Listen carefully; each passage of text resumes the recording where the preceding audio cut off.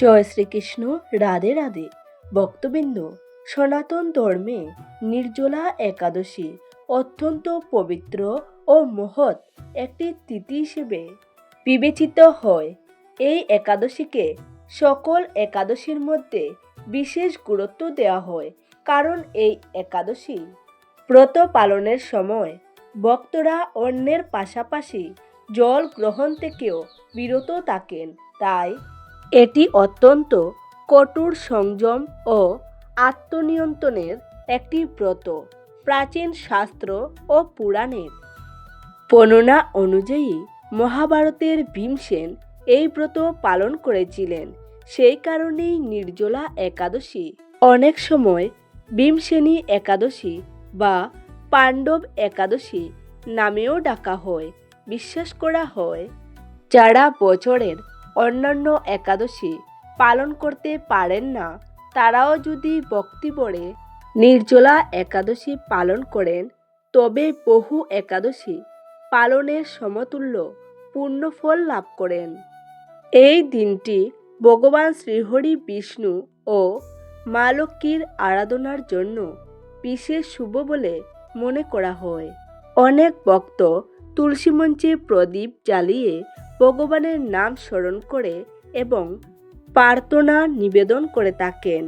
ধর্মীয় বিশ্বাস অনুযায়ী এই দিনে ভক্তি ভরে পূজা অর্চনা করলে সংসারের নানা বাধা দূর হতে পারে এবং জীবনে সুখ শান্তি ও সমৃদ্ধির পথ সুগম হয়। নির্জলা শব্দের অর্থ হল জলবিহীন, তাই এই ব্রতের মূল বৈশিষ্ট্য হল কঠোর উপবাস ও ঈশ্বর চিন্তা। স্কন্দপুরাণ, পদ্মপুরাণ এবং অন্যান্য ধর্মগ্রন্থে এই ব্রতের মাহাত্ম্যের কথা উল্লেখ রয়েছে। বলা হয়, নিষ্ঠা ও শ্রদ্ধার সঙ্গে এই ব্রত পালন করলে ভগবান বিষ্ণুর কৃপা লাভ করা যায় এবং জীবনের অনেক নেতিবাচকতা দূর হয়। তবে এই পবিত্র দিনে শুচিতা, সংযম ও ভক্তি বজায় রাখা অত্যন্ত গুরুত্বপূর্ণ। তুলসী গাছকে সনাতন ধর্মে অত্যন্ত পবিত্র মনে করা হয়, তাই তুলসী তলায় পরিষ্কার পরিচ্ছন্নতা বজায় রাখা, প্রদীপ জ্বালানো এবং ভগবানের নাম জপ করা শুভ বলে বিবেচিত হয়। তাই এমন কোনো কাজ করা উচিত নয় যা ধর্মীয় নিয়ম বা শাস্ত্রবিধির পরিপন্থী। সঠিক নিয়মে ও আন্তরিক ভক্তিভরে নির্জলা একাদশী পালন করলে মন শান্ত হয়, আধ্যাত্মিক উন্নতি ঘটে এবং ঈশ্বরের প্রতি বিশ্বাস আরও দৃঢ় হয়ে ওঠে। পাণ্ডবা নির্জলা একাদশীর মাহাত্ম্য। জ্যৈষ্ঠ শুক্লপক্ষের এই নির্জলা একাদশী ব্রত সম্পর্কে ব্রহ্মবৈবর্ত পুরাণে শ্রী ভীমসেন বেশ সংবাদে বর্ণিত হয়েছে। মহারাজ যুধিষ্ঠির বললেন, হে জনার্দন, আমি অপরা একাদশীর সমস্ত মাহাত্ম্য শ্রবণ করলাম। এখন জ্যৈষ্ঠ শুক্লপক্ষের একাদশীর নাম ও মাহাত্ম্য কৃপাপূর্বক আমার কাছে বর্ণনা করুন।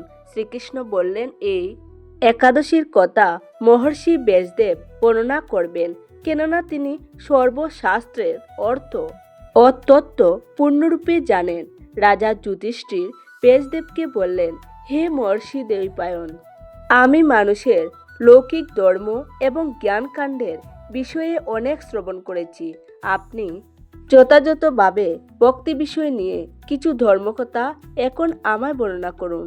শ্রী ব্যাসদেব বললেন, এ মহারাজ, তুমি যেসব ধর্মকথা শুনেছ, এই কলিযুগের মানুষের পক্ষে সে সমস্ত পালন করা অত্যন্ত কঠিন, যা সুখে সামান্য খরচে অল্প কষ্টে সম্পাদন করা যায়, অথচ মহাফল প্রদান করে এবং সমস্ত শাস্ত্রের সারস্বরূপ সেই ধর্মই কলিযুগে মানুষের পক্ষে করা শ্রেয়। সেই ধর্মকথায় এখন আপনার কাছে বলছি। উভয় পক্ষের একাদশী দিনে পূজন না করে উপবাসের ব্রত করবে। দ্বাদশী দিনে স্নান করে শুচিশুদ্ধ হয়ে নিত্যকৃত্য সমাপনের পর শ্রীকৃষ্ণের অর্চনা করবে। এরপর ব্রাহ্মণদেরকে প্রসাদ ভোজন করাবে। অশুচি অবস্থায়ও এই ব্রত কখনো ত্যাগ করবেন না। যে সকল ব্যক্তি স্বর্গে যেতে চায় তাদের সারা জীবন এই ব্রত পালন করা উচিত। পাপ কর্মে রত ও ধর্মহীন ব্যক্তিরাও যদি এই একাদশী দিনে পূজন না করে তবে তারা যমযাতনা থেকে রক্ষা পায়। শ্রী ব্যাসদেবের এসব কথা শুনে গদাধর ভীমসেন অশ্বত্থ পাতার মতো কাঁপতে কাঁপতে বলতে লাগলেন, হে মহাবুদ্ধি পিতামহ, মাতা কুন্তী, দ্রৌপদী, ভ্রাতা যুধিষ্ঠির, অর্জুন, নকুল ও সহদেব এরা কেউই একাদশীর দিনে পূজন করে না। আমাকেও অন্ন গ্রহণ করতে নিষেধ করে, কিন্তু দুঃসহ ক্ষুধা যন্ত্রণার জন্য আমি উপবাস করতে পারি না। ভীমসেনের এরকম কথায় ব্যাসদেব বলতে লাগলেন, যদি স্বর্গা দিব্যধাম লাভে তোমার একান্ত ইচ্ছা থাকে তবে উভয় পক্ষের একাদশীতে পূজন করবে না। তদুত্তরে ভীমসেন বললেন, আমার নিবেদন, এই যে উপবাস তো দূরের কথা, দিনে একবার ভোজন করে থাকাও আমার পক্ষে অসম্ভব, কারণ আমার উদরে বৃক নামে অগ্নি রয়েছে। পূজন না করলে কিছুতেই সে শান্ত হয় না। তাই প্রতিটি একাদশী পালনে আমি একেবারেই অপারগ। এই মহর্ষি বছরে একটি মাত্র একাদশী পালন করে যাতে আমি দিব্যধাম লাভ করতে পারি, এরকম কোন একাদশীর কথা আমাকে নিশ্চয় করে বলুন। তখন ব্যাসদেব বললেন, জ্যৈষ্ঠ মাসের শুক্লপক্ষের একাদশী তিথিতে জল পান পর্যন্ত না করে সম্পূর্ণ উপবাস থাকবে, তবে আচমনে দোষ হবে না। ওই দিন অন্নাদি গ্রহণ করলে ব্রতভঙ্গ হয়। একাদশীর দিন সূর্যোদয় থেকে দ্বাদশীর দিন সূর্যাস্ত পর্যন্ত জল পান বর্জন করলে অনায়াসে 12টি একাদশীর ফল লাভ হয়। বছরের অন্যান্য একাদশী পালনে অজান্তে যদি কখনো ব্রতভঙ্গ হয়ে যায় তাহলে এই একটিমাত্র ব্রত উপবাসে সেই সব দোষ দূর হয়। দ্বাদশী দিনে ব্রাহ্ম মুহূর্তে স্নানাদি কার্য সমাপ্ত করে শ্রীহরির পূজা করবে। সদাচারী ব্রাহ্মণদেরকে প্রস্তাদি দানসহ পূজন করাইয়া আত্মীয় স্বজন নিজে পূজন করবে। এরূপ একাদশী পালনে যে প্রকার পুণ্য সঞ্চিত হয় এখন তা শ্রবণ করো। সারা বছরের সমস্ত একাদশীর ফলই এই একটি মাত্র ব্রত উপবাসে লাভ করা যায়। শঙ্খ, চক্র, গদা পদ্মধারী ভগবান শ্রীকৃষ্ণ আমাকে বলেছেন, বৈদিক ও লৌকিক সমস্ত ধর্ম পরিত্যাগ করে যারা একমাত্র আমার শরণাপন্ন হয়ে এই নির্জলা একাদশী ব্রত পালন করে তারা সর্ব পাপ মুক্ত হয়। বিশেষত কলিযুগে ধন সম্পদ দানের মাধ্যমে, সদ্গতি বা স্মার্ত সংস্কারের মাধ্যমেও যথার্থ কল্যাণ লাভ হয় না। কলিতে দ্রব্য শুদ্ধি নেই, কলিতে শাস্ত্রোক্ত সংস্কার বিশুদ্ধ হয় না। তাই বৈদিক ধর্ম কখনো সুসম্পূর্ণ হতে পারে না।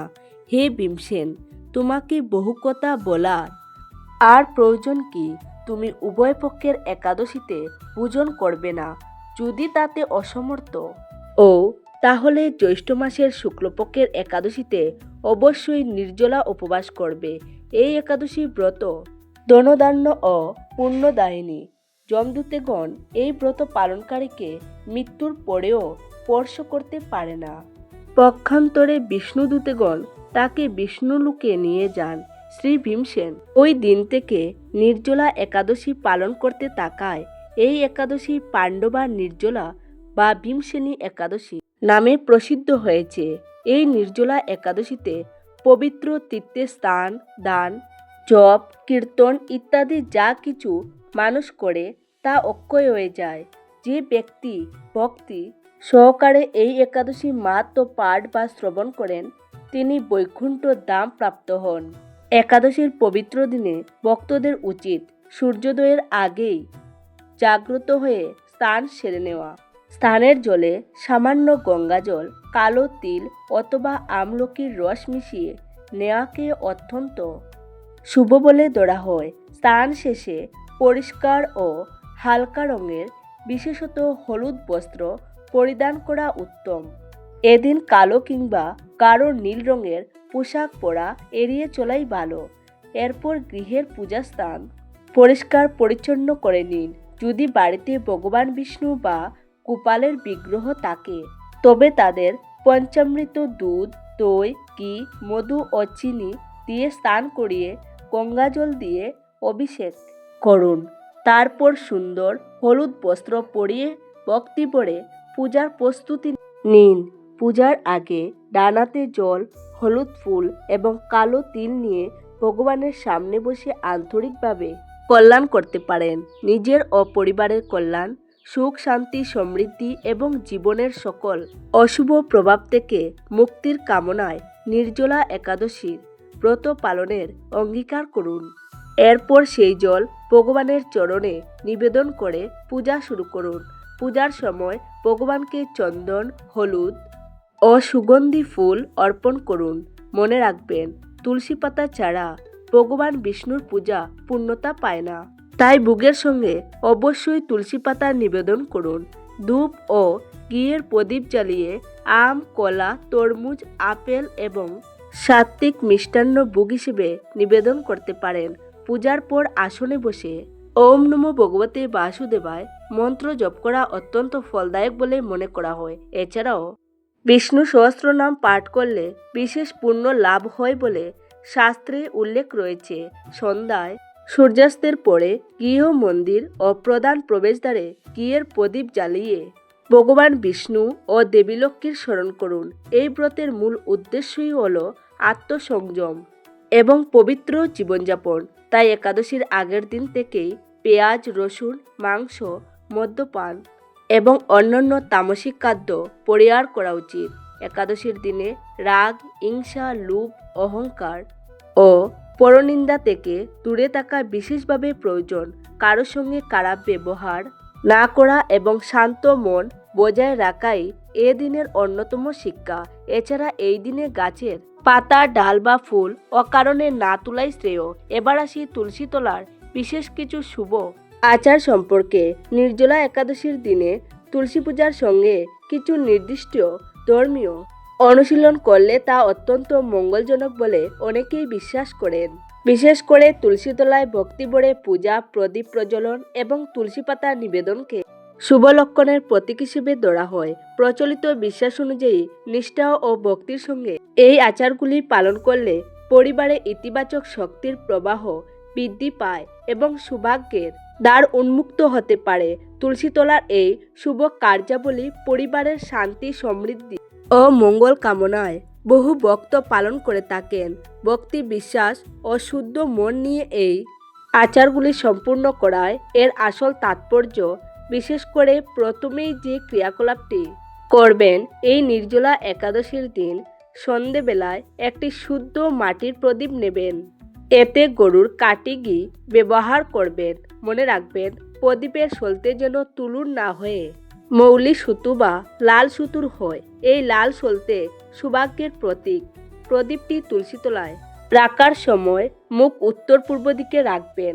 প্রদীপ জ্বালানোর সময় মনে মনে বলবেন, শুভং করতি কল্যাণং, আরোগ্য, ধন সম্পদ। এতে আপনার ঘরের বাস্তুদোষ এবং অকাল মৃত্যুর ভয় দূর হবে। যদি আপনারা এই নিয়মে একাদশীর দিন তুলসী তলায় প্রদীপ জ্বালাতে পারেন, তাহলে মা লক্ষ্মীর কৃপা সর্বদা আপনার পরিবারের সাথে থাকবে। নির্জলা একাদশীর দিন সকালে স্নান করে শুদ্ধ বস্ত্র পরিধান করে তুলসী তলার মাটি সামান্য কপালে তিলক হিসেবে ধারণ করবেন। এরপর তুলসী গাছের গোড়ায় বা তুলসী মন্দিরে চন্দন, সিঁদুর দিয়ে একটি স্বস্তিক চিহ্ন আঁকবেন। স্বস্তিকা হলো সিদ্ধির প্রতীক। এটি করলে আপনার আটকে থাকা কাজগুলো দ্রুত সম্পূর্ণ হতে শুরু করবে। তৃতীয় ক্রিয়াকলাপ শুধু প্রদীপ জ্বালানোই যথেষ্ট নয়। এই নির্জলা একাদশীর দিন প্রদীপ জ্বালানোর পর তুলসী গাছকে অন্তত 9 বার বা 27 বার প্রদক্ষিণ করবেন। প্রদক্ষিণ করার সময় এই ছোট মন্ত্রটি পাঠ করবেন, মহাপ্রসাদ জননী, সর্ব সৌভাগ্য বর্ধিনী, আদি বেদি হরা, নিত্য তুলসীতাং নমস্তুতে। এটি করলে আপনার জীবনে ও আপনার পরিবারে সুখ সমৃদ্ধি বজায় থাকবে। কোনো দিন কোনো সমস্যার সম্মুখীন হতে হবে না। চতুর্থ ক্রিয়াকলাপ, যাদের আর্থিক উন্নতি হচ্ছে না, তারা এই দিন একটি নতুন লাল ওড়না তুলসী গাছে জড়িয়ে দেবেন এবং টবের পাশে একটি কড়ি রেখে দেবেন। পরের দিন সেই কড়িটি নিয়ে আপনার আলমারিতে বা টাকা রাখার বাক্সে রেখে দিতে পারেন। এটি মা লক্ষ্মীকে আপনার ঘরে আকৃষ্ট করবে। বিশেষ করে আপনাদের সাথে যে তুলসী তলায় ক্রিয়াকলাপটি করার কথা বলা হলো, সেটি অবশ্যই মনে ভক্তি নিয়ে করবেন এবং বিশেষ করে 4টি তুলসী পাতা অবশ্যই আপনারা গঙ্গা জলে রেখে সেই জলটি আপনার পুরো বাড়িতে ছিটিয়ে দেবেন। এতে আপনার বাড়ির নেতিবাচক শক্তি দূর হবে শ্রী বিষ্ণুর কৃপায়। ভক্তরা অবশ্যই এই নির্জলা একাদশীর শুভ দিনে ভগবান বিষ্ণুর সাথে অবশ্যই মাতা দেবী লক্ষ্মীর পূজার আরাধনা করবেন। এর থেকে আপনারা আশীর্বাদ লাভ করতে পারবেন। চলুন ভক্তরা, এবার জেনে নেওয়া যাক এই নির্জলা একাদশীর দিন তুলসী তলায় কোন কাজগুলি ভুল করেও করা যাবে না। কারণ এই কাজগুলি যদি আপনি ভুল করেও করে ফেলেন, তাহলে আপনার ঘরে নেমে আসতে পারে দারিদ্র্য ও অভাব। মা লক্ষ্মী চিরতরে আপনার উপর অসন্তুষ্ট হতে পারেন। আর মা লক্ষ্মী যখন অসন্তুষ্ট হয়ে ঘর থেকে ফিরে যায়, তখন সেই ঘরে প্রবেশ করে তার বড় বোন দারিদ্র্য।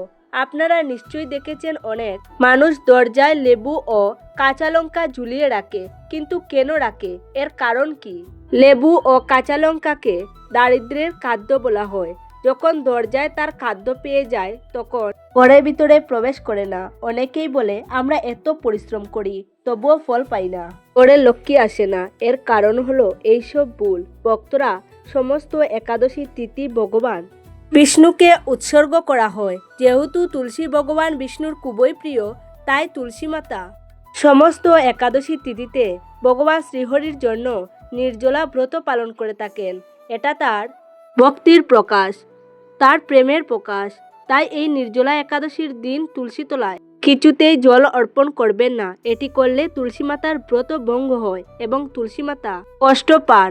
এছাড়াও রবিবার এবং একাদশীতে তুলসীকে জল নিবেদন করলে তুলসী গাছ শুকিয়ে যায় বলে শাস্ত্রে বলা হয়েছে। প্রচলিত ধর্মীয় বিশ্বাস অনুযায়ী তুলসী গাছের প্রতি যথাযথ শ্রদ্ধা ও নিয়ম মেনে আচরণ করা অত্যন্ত গুরুত্বপূর্ণ। বিশেষ করে আষাঢ় মাসের নির্জলা একাদশীর দিনে তুলসী গাছে জল না দেবার পরামর্শ দেওয়া হয়। অনেকের মতে এদিন তুলসী মাতা ও ভগবান বিষ্ণুর উদ্দেশ্যে ব্রত পালন করেন, তাই জল অর্পণ না করাই শ্রেয়। এই বিষয়টি পরিবারের সদস্যদেরও জানিয়ে রাখা ভালো। তুলসীকে জল দেওয়ার উত্তম সময় হলো সকাল। স্নান সেরে পরিষ্কার বস্ত্র পরিধান করে শান্ত ও পবিত্র মনে তুলসী তলায় যান। প্রথমে তুলসী মাতাকে প্রণাম করে ধীরে ধীরে গাছের গোড়ায় জল দিন এবং ভগবানের নাম স্মরণ করুন। ভক্তি ভরে হরে কৃষ্ণ কৃষ্ণ কৃষ্ণ হরে হরে, হরে রাম রাম রাম হরে হরে, এই মহামন্ত্র জপ করতে করতে জল দিলে পূজার মাহাত্ম্য বৃদ্ধি পায় বলে বিশ্বাস করা হয়। সূর্যাস্তের পরে তুলসী গাছে জল দেওয়া থেকে বিরত থাকা উচিত। এটি শুধু একাদশীর জন্য নয়, প্রতিদিনের ক্ষেত্রেই মানা হয়। সন্ধ্যার পর তুলসী তলায় সাধারণত প্রদীপ ও ধূপ জ্বালিয়ে দূর থেকে প্রণাম করার রীতি রয়েছে। বিশেষত আষাঢ় মাসে নিয়ম আরও গুরুত্বের সঙ্গে পালন করা হয়। অনেক ভক্তের বিশ্বাস সন্ধ্যার পরে দেবী লক্ষ্মী তুলসী তলায় বিশ্রাম নেন, তাই এ সময় গাছ স্পর্শ করা, পাতা ছেঁড়া বা জল দেওয়া অনুচিত। তুলসী গাছের প্রতি সবসময় ভক্তি ও শ্রদ্ধা বজায় রাখা উচিত। প্রয়োজন ছাড়া পাতা না ছেঁড়াই ভালো। আর পূজার জন্য পাতা নেওয়ার আগে মানসিকভাবে তুলসী মাতার কাছে অনুমতি প্রার্থনা করার রীতি অনেকেই অনুসরণ করেন। ভগবানের ভোগ বা পূজায় তুলসী পাতা ব্যবহারের আগে ভক্তি ভরে তুলসী মাতার তার নাম স্মরণ করাও শুভ বলে মনে করা হয়। তুলসী তলার আশেপাশ পরিষ্কার পরিচ্ছন্ন রাখা অত্যন্ত জরুরি। সেখানে আবর্জনা বা অপবিত্র কিছু রাখা উচিত নয়, কারণ তুলসীকে পবিত্রতার প্রতীক হিসেবে মানা হয়। একইভাবে তুলসী তলার কাছে ঝগড়া, কটুকতা, মিথ্যা বলা বা রাগ প্রকাশ করা থেকেও বিরত থাকা ভালো। ভক্তরা বিশ্বাস করেন তুলসী মাতার উপস্থিতিতে শান্ত, সংযত ও শ্রদ্ধাশীল আচরণ করলে গৃহে ইতিবাচক পরিবেশ বজায় থাকে। পরিশেষে ভক্তি, পরিচ্ছন্নতা ও সদা আচরণই তুলসী পূজার মূল শিক্ষা। নিষ্ঠা ও শুদ্ধ মন নিয়ে এই আচারগুলি পালন করাই সবচেয়ে গুরুত্বপূর্ণ। সকলের জীবনে সুখ, শান্তি ও মঙ্গল বর্ষিত হোক। ধন্যবাদ।